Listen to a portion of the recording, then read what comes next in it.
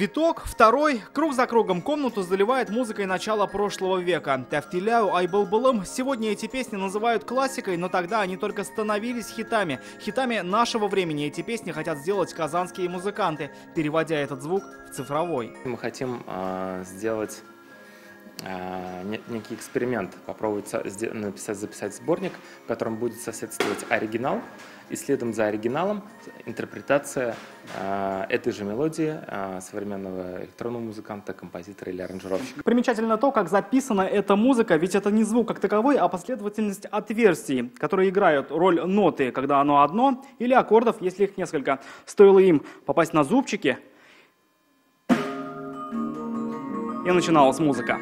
Ее слушал, раскладывал по нотам и сам же выбивал в жестяных пластинках один и тот же человек. Музыкант-самоучка Гелизидин Сайфуллин. В Казани начала прошлого века его имя знал каждый, только он мог оставить музыку на носителе.